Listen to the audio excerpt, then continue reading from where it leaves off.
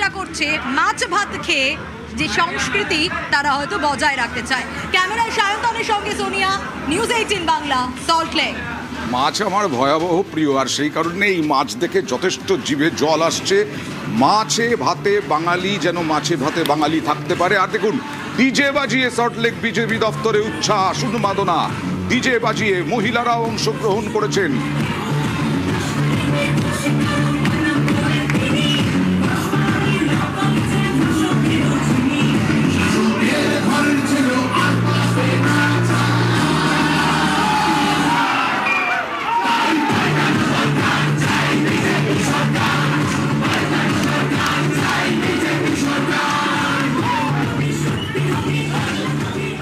আর এইরকম আবির খেলা, এইরকম ডিজে ছেড়ে কিছুটা আবির মেখে দীপ্তাস্য যশ বিজেপির মুখপাত্র, তিনি আমার স্টুডিওয়ে আছেন। আমি আসব, তার কাছেও আসব, মধুজার কাছেও আসব, উপাসনার কাছেও আসব। তবে তার আগে এবার চলে যাব কান্দির ছবি। দেখুন, কান্দিতেও মুর্শিদাবাদ জুড়ে গেরুয়া ঝড়। আগে ছিল মুর্শিদাবাদ আর বহরমপুর, এবার বহরমপুরেও বিজেপি। দেখুন, জয়ের উচ্ছ্বাসে চোখে জল, জয়ের উচ্ছ্বাসে চোখে জল বিজেপি কর্মী সমর্থক নেতৃত্বের। কান্দির ছবি দেখছেন, মিষ্টি খাওয়া চলছে। কালিম্পংয়ের ছবি দেখাবো। কালিম্পংয়েও বিজেপি প্রার্থী, তিনি ভিক্টরি সাইন দেখাচ্ছেন।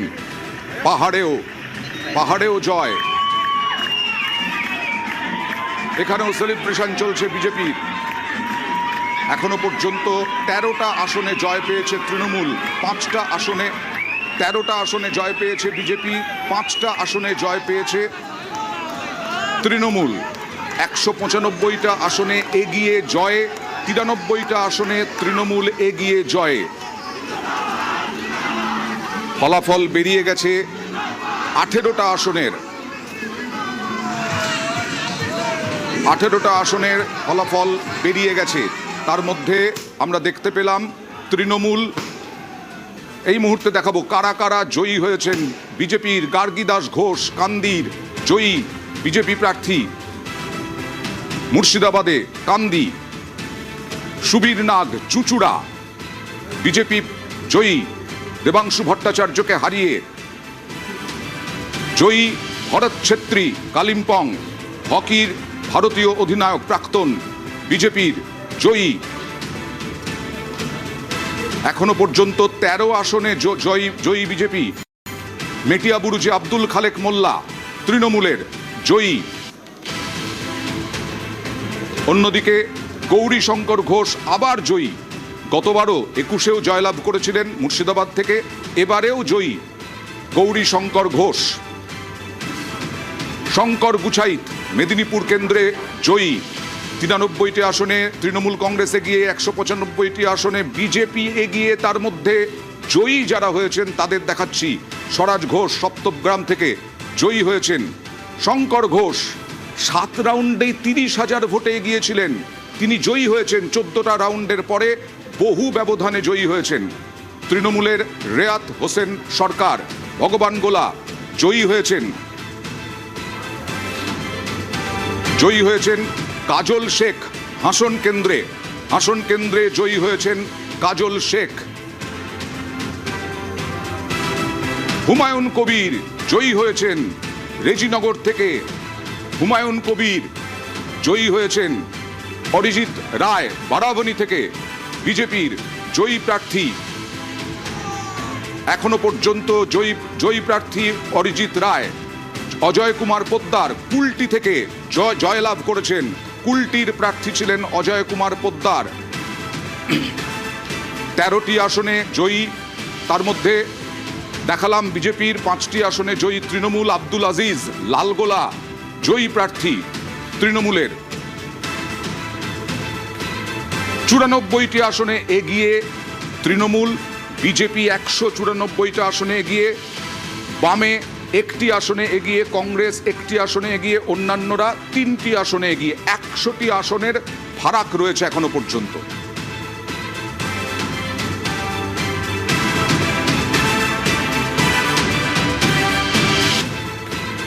94টি আসনে এগিয়ে তৃণমূল, বিজেপি 194টা আসনে এগিয়ে, বামে 1টি আসনে এগিয়ে, কংগ্রেস 1টি আসনে এগিয়ে, অন্যান্যরা 3টি আসনে এগিয়ে। 100টি আসনের ফারাক রয়েছে এখনো পর্যন্ত।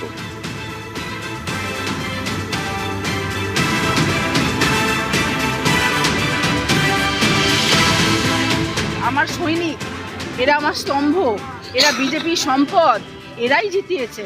আমি তো একটা প্রতীক মাত্র।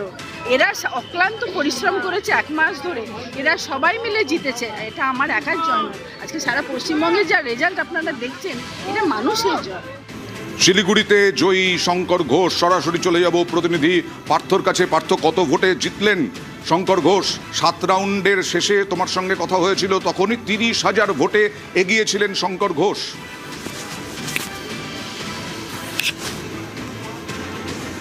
দেখো, তোমাকে জানিয়ে রাখি, এখনো সরকারিভাবে এটা মানুষের জয়। শিলিগুড়িতে জয়ী শঙ্কর ঘোষ। সরাসরি চলে যাব প্রতিনিধি পার্থর কাছে। পার্থ, কত ভোটে জিতলেন শঙ্কর ঘোষ?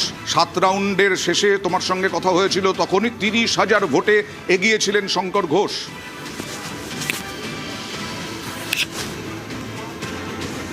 দেখো, তোমাকে জানিয়ে রাখি, এখনো সরকারিভাবে কিন্তু ঘোষণা করা হয়নি দার্জিলিং আসনের যে 5টি বিধানসভা রয়েছে। তবে যা হিসাব রয়েছে এবং টেবিল অনুযায়ী যেভাবে কাউন্টিং চলছে, তাতে এখনো পর্যন্ত শঙ্কর ঘোষ তৃণমূল প্রার্থীর থেকে কিন্তু 62,000-এর বেশি ভোটে এগিয়ে রয়েছে। এবং গণনা বাকি রয়েছে, আর 2 রাউন্ড গণনা বাকি আছে, এবং তাতে তৃণমূল প্রার্থী কিন্তু সেটা মেকআপ করা সম্ভব নয়। স্বাভাবিকভাবে 2021-এ এই শঙ্কর ঘোষ কিন্তু শঙ্কর ঘোষ এসেছিলেন, জয়ী হয়েছিলেন 2021-এ। আবারও কিন্তু 2026 তিনি কিন্তু বহু ব্যবধানে জয়ের পথে এগোচ্ছেন এখন সরকার। এবং আমি একবার কথা বলে নেওয়ার চেষ্টা করব তৃণমূল প্রার্থী গৌতম দেবের সঙ্গে, যে এই মুহূর্তে ব্যাপার হলো যে পোস্টাল ব্যালট নিয়ে আমি অবজেকশন দিলাম, যে পোস্টাল ব্যালটের 5টা ট্রাঙ্কের মধ্যে 4টে বড় ট্রাঙ্ক খোলা, মানে একটা লক আছে, একটা দিকে লক নেই, সেটা দোমড়ানো। ওটা এইভাবে হ্যান্ডেল টানলে ভেতরে হাত ঢোকানো যাচ্ছে। এবার যখন কাউন্টিং, ওরা বললাম যে এটাকে বন্ধ রাখুন, বন্ধ রেখে এখন কাউন্টিং শুরু করলো।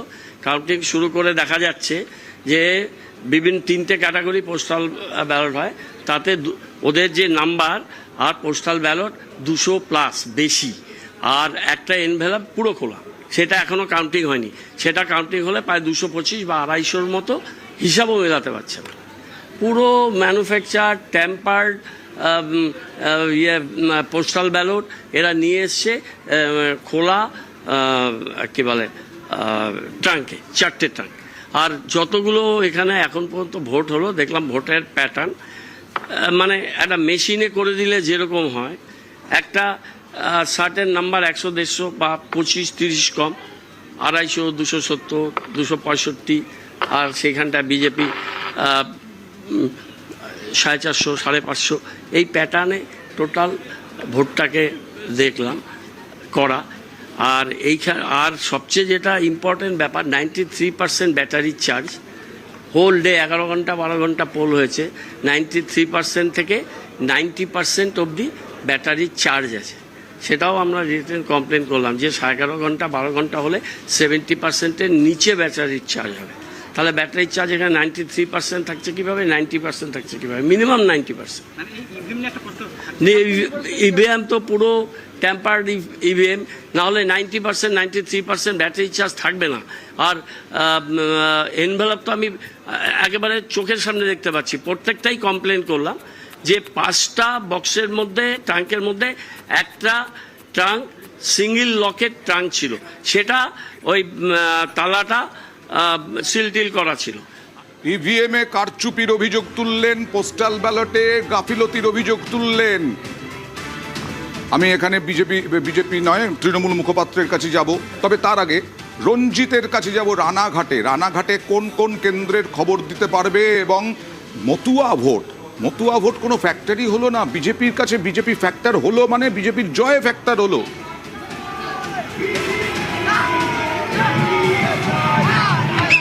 একেবারে অয়নদা, সেখানে দাঁড়িয়ে রয়েছে রানাঘাট কলেজের বাইরে, গণনা কেন্দ্রের বাইরে, যেখানে দেখতে পাচ্ছ বিজেপি কর্মী সমর্থকরা এই মুহূর্তে গেরুয়া আবির মেখে তারা উল্লাসের আগে তো তোমাকে দেখিনি উল্লাসের ছবি। তারপরে বলছি তোমাকে যে রানাঘাট যে কেন্দ্রে দাঁড়িয়ে রয়েছি, রানাঘাটকে কেন্দ্র করে 3টি কেন্দ্র রয়েছে, রানাঘাট উত্তর পশ্চিম, রানাঘাট উত্তর পূর্ব এবং রানাঘাট দক্ষিণ।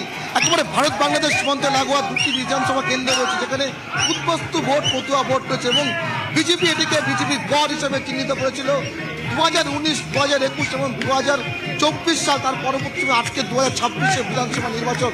এই ভোটেও কিন্তু কার্যত একেবারে যেই তাদের যে ভোট ব্যাংক, সেই ভোট ব্যাংক তারা ধরে রাখতে পেরেছে। পাশাপাশি তো যাই রাখি যে আরও যে পার্শ্ববর্তী বিধানসভা কেন্দ্রগুলো রয়েছে, বিশেষ করে শান্তিপুর, কৃষ্ণগঞ্জ, সেখানেও কিন্তু গেরিয়া ঝড় এই মুহূর্তে রয়েছে এবং এই কেন্দ্রগুলিতে এর আগেও বিজেপি জয়লাভ করেছিল। 2021 সালে 17টি বিধানসভা কেন্দ্রের মধ্যে 9টিতে জয়লাভ করেছিল বিজেপি। এবং তো যেটা কি এই মুহূর্তে যে ট্রেন্ড বা যেই ফলাফলের দিকে এগোতে রয়েছে, সেক্ষেত্রে নদিয়াতে 17টি কেন্দ্রের মধ্যে 13টি কেন্দ্রে কিন্তু বিজেপি বেশি মার্জিনে, অর্থাৎ অনেক অঙ্কের মার্জিনে কিন্তু তারা ভোটের ব্যবধানে এগিয়ে রয়েছে। আর কিছুক্ষণের পরে বেশ কয়েক 17টি কেন্দ্রের মধ্যে 13টিতেই জয়লাভ করতে চলেছে বিজেপি, অনেক ব্যবধানে এগিয়ে রয়েছে। তার মানে মতুয়া ফ্যাক্টর কোনো কাজ করলো না সেই রকমভাবে যেভাবে তৃণমূল দাবি করেছিল। সরাসরি বারাসাতে চলে যাব জিয়াউলের কাছে। জিয়াউল, এখানে কটা বিধানসভা কেন্দ্রের চলছে গণনা, কি অবস্থা এখন, কত রাউন্ড হয়েছে, কত রাউন্ড বাকি, ফলাফল কি?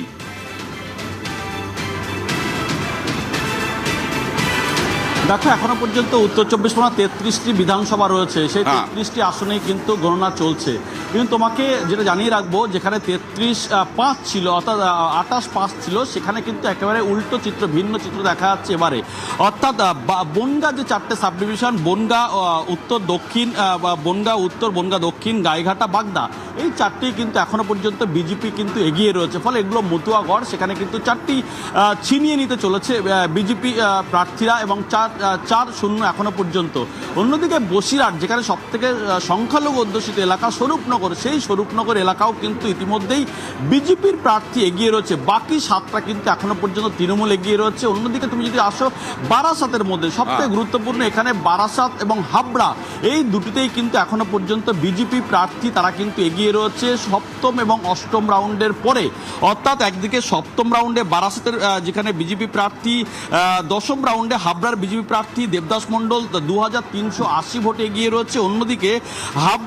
অন্যদিকে হচ্ছেন বারাসাতের শঙ্কর চ্যাটার্জি, তিনি কিন্তু 9ম রাউন্ডের শেষে 6336 ভোটে এগিয়ে রয়েছে। এবং আমডাঙ্গা, দেগঙ্গা এবং মধ্যমগ্রাম, এগুলো কিন্তু ইতিমধ্যেই তৃণমূল কংগ্রেস এগিয়ে রয়েছে। এবং তোমাকে যদি বলি ব্যারাকপুরের মধ্যে, ব্যারাকপুরে কিন্তু অধিকাংশ, শুধুমাত্র একটি আসন বাদ দিয়ে বাকি সবগুলোই কিন্তু বিজেপি এগিয়ে রয়েছে। অর্থাৎ যেভাবে, অর্থাৎ এই 33-5 যেখানে ছিল, এবারে কিন্তু পুরো ভিন্ন চিত্র হতে চলেছে। তার কারণ প্রায় এখনো পর্যন্ত প্রায় 16টাতে এগিয়ে রয়েছে বিজেপি। বিজেপি কিন্তু 16টাতে এগিয়ে রয়েছে বিজেপি। আমি যদি একটু ট্যালিটা দেখাই, তাহলে উত্তর 24 পরগনায় 15-18টাতে এগিয়ে রয়েছে বিজেপি, 15তে এগিয়ে রয়েছে তৃণমূল। এর পরে কি হয়, পেছনো এগোনো আর কত হয় সেদিকে লক্ষ্য থাকবে। এখনো পর্যন্ত টোটাল 187 বিজেপি, 101 তৃণমূল এগিয়ে থাকার ক্ষেত্রে। তার মধ্যে আবার জয়লাভ করেছে 16টাতে বিজেপি আর 7টাতে তৃণমূল কংগ্রেস জয়ী হয়েছেন। এবার খড়গপুরে দেখুন, খড়গপুর সদরে চলছে, পশ্চিম মেদিনীপুরে খড়গপুর সদরে একেবারে উল্লাস, উৎসব পালন। সরাসরি চলে যাব বিশ্বজিতের কাছে। বিশ্বজিৎ, দিলীপ ঘোষ কি বলছেন? একদমই, দিলীপ ঘোষ বলছেন তিনি নিজে তো জিতছেন, বাকি বাংলা বিজেপির দখলে আসছে, বিজেপি সরকার করছে। সকালবেলায় তিনি এই বার্তা দিয়েছিলেন এবং কাউন্টিংয়ের শেষে তিনি সেকেন্ড রাউন্ডের শেষে এবার বেরিয়ে এসেছিলেন। আবার তিনি কিছুক্ষণ আগে আবার কাউন্টিং সেন্টারে ঢুকলেন। অর্থাৎ এই দিলীপ ঘোষ বারবার কাউন্টিং সেন্টারের বাইরে আসছেন এবং বার্তা দিচ্ছেন যে বিজেপি তাদের যে আসন, অর্থাৎ যে সংখ্যাগরিষ্ঠতা, সেই সংখ্যাগরিষ্ঠতা নিয়েই বাংলায় সরকার করবে। একবার সেই বিজেপির উচ্ছ্বাসের একবার ছবিটা দেখাবো। খড়গপুরে আমরা রয়েছি, খড়গপুর কেন্দ্রীয় বিদ্যালয়ের সামনে বিশাল কেন্দ্রীয় বাহিনী যেমন মোতায়েন রয়েছে, তেমনি মেদিনীপুরের এসপি পাপিয়া সুলতানা তিনি এসেছেন, বিশাল ফোর্স রয়েছে এবং সেলিব্রেশন চলছে। পাশাপাশি বিজেপি শিবিরে, বিজেপির ক্যাম্পে ঢাক ঢোল বাজিয়ে সেলিব্রেশন চলছে এবং উল্টো দিকেই আমরা যদি দেখি তৃণমূলের ক্যাম্প রয়েছে, কারণ এখানে 5টি বিধানসভা কেন্দ্রের গণনা হচ্ছে, তার মধ্যে শুধুমাত্র খড়গপুর গ্রামীণে তৃণমূল কংগ্রেস এগিয়ে আছে, বাকি 4টিতেই বিজেপি এগিয়ে আছে এখন পর্যন্ত। যা শেষ পাওয়া খবর, যেমন বিজেপি প্রার্থী তিনি যে দিলীপ ঘোষ, তিনি যেমন এগিয়ে আছেন, পাশাপাশি এই কেন্দ্রের অর্থাৎ 5টি বিধানসভার মধ্যে সবং, পিংলা, খড়গপুর সদর এবং কেশিয়ারি, এই 4টেতেই বিজেপি এগিয়ে আছে এবং একমাত্র খড়গপুর গ্রামীণে তৃণমূল কংগ্রেস এগিয়ে রয়েছে বলে গণনা কেন্দ্র। বিশ্বজিৎ, আমি আসবো, কিন্তু কারণ আরো একবার সল্টলেকের অফিসে যেতে হচ্ছে। মাছ ভাতটা দেখলাম তো, আমার খুব প্রিয় মাছ ভাত।